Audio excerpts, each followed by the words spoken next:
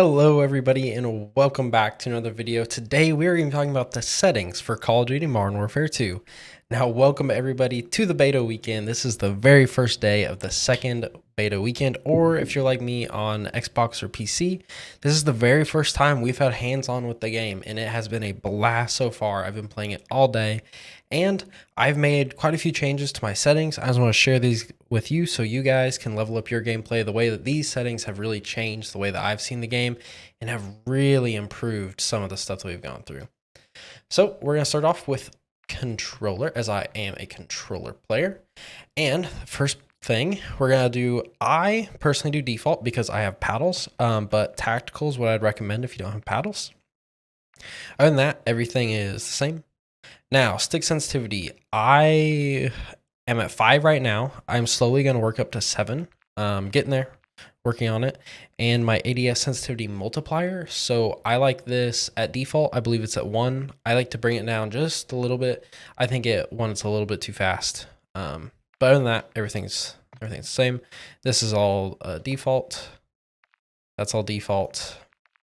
Now in the gameplay, everything here is default except for this interact/reload behavior, prioritize reload. So if you come up to a thing where you can mount onto an object, it's going to prioritize your reload if you hit that key. So because reload and the key to mount are usually the same button, this will just make sure you're prioritizing your reload so you don't accidentally, try and either mantle something or you try and mount on something we need to reload. So that's going to be it for the controller settings. Next, we are going to go to graphics. Now, on the graphics panel, I would recommend make sure VSync is off. Really bad screen tearing so far in this beta with VSync. I don't like VSync, never use it. Other than that, on this part, it should be pretty set. Your brightness in Call of Duty, try and keep it as close to 50 as possible. When you go above 50 in a Call of Duty, it starts to wash out everything. And so what you can do is, because if I go to 50 or 54 in my case, it's still probably a little bit dark. What you can actually do is change your monitor settings to actually compensate to bring it to the right levels. Just my experience with this visibility slider, anytime you go above the 50 mark, it just washes everything out. Doesn't look as good. I just don't like it. That's just me. Now, field of view, all the way from 60 to 120. I go right in that 90 to 100 range. Right now I'm at 100. I tried 90 when I first started out, thought I was a little bit too close, but now I'm at 100.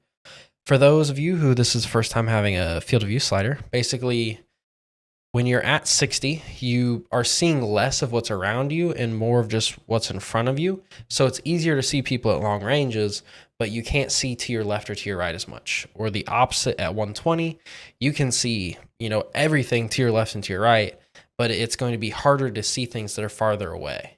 It's going to feel like they're actually pulled farther back and they're going to be smaller. So with that, there's trade-offs. Some people play at 120. I personally don't like 120. The more information you can gather, usually the better. I like kind of in that middle ground, 90 to 100. 100 right now, really like it. That's what I really like. This, I believe, by default is already unaffected. I would leave it unaffected. Basically, it doesn't do much, so it just keeps that zoom a little bit. So like when you zoom down sight, it actually looks closer. I like it. I would just keep it personally. Third person field of view, haven't played any, so I don't know about that. And the weapon field of view, wide, narrow. So this is actually going to change how your weapon looks depending on how small or large your field of view is. In the beta though, it actually doesn't work. So if you switch to narrow, default, or wide, your weapon's going to look the exact same. It's definitely something that's going to be interesting to check out in the future when the full game comes out and they either enable it or fix it. But right now I just left it on default because it doesn't actually work. So our next section, we go with the audio. Now, I personally think the headphone bass boost just gives you the most sound input with the clearest quality. It's just easier to tell where everyone's at. That's what I'd stick with. Try and keep your master volume at 100 and then adjust your either headset or through a mixer down. What I found is when you have Call of Duty at its max volume, the audio sounds so much better than when you turn the master down because it's too loud. So if you can, turn your headset down and play at master volume 100. I turn music off, and the dialogue, they just sound like they're screaming if they're at 100. So I turn that down because dialogue's not really important in tactical gameplay. And all this is your voice chat. I haven't used voice chat yet, but if you want to set that up and use it, go right ahead. I've heard a lot of people talking in it so far. So interface. All right. So not much has changed on this. I left all of this default. The interface in this game is horrible. I mean, absolutely horrible. And I haven't dug into it here, but you could probably do a little bit to make it a little bit better. The only thing that's really important on here is minimap. I would recommend square and make sure all these are on. You just want everything to be on. Your minimap to rotate, horizontal compass. You want all that to be on. Your telemetry. All of this should be good to go. And yeah, that's going to be your settings and interface. There's one thing you can turn on an interface, which I would recommend it. It is, keep pressing the wrong thing there. It is, so it's going to be your FPS, your latency, and your packet loss.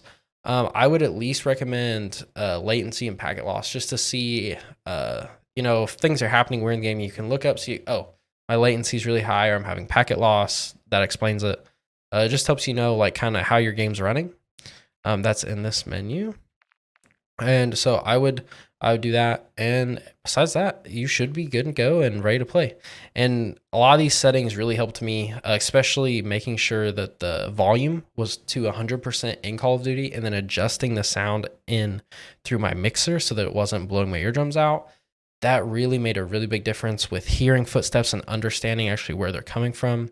Another big one has been with the graphics.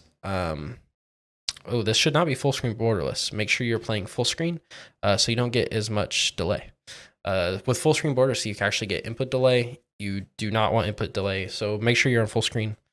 Actually, shouldn't have done that. And one thing, so your screen refresh rate. So this was going to auto to my monitor. I'm playing on a 144 hertz monitor.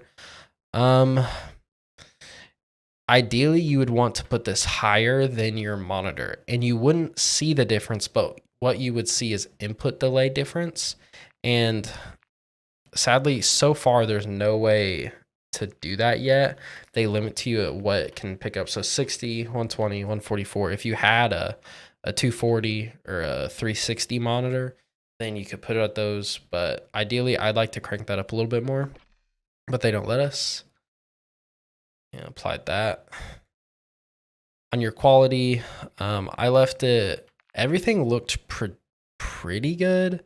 So this is your sharpness. So if you crank this to 100, which I'm actually going to do, what it's going to do is it's actually going to make things a little bit more sharper. So like when you zoom in on as you're rounding a corner, like if you were to zoom into the screen, the corner of that box or the corner of whatever you're rounding would be a little bit fuzzy, right? As you're running. But when this is at 100, it's actually going to make it a little bit less fuzzy, more of a sharp line. Me personally, I think it helps to differentiate between the background and a person. Especially in this game, it is very, very hard to tell where people are, and it's very hard to see people. It's very dark in some of those shadowy corners. So that's what I would recommend for your settings. That is going to be it. It's a little short video, but there's going to be a ton of videos posted on this channel to help you with this beta. So with that, see you next time.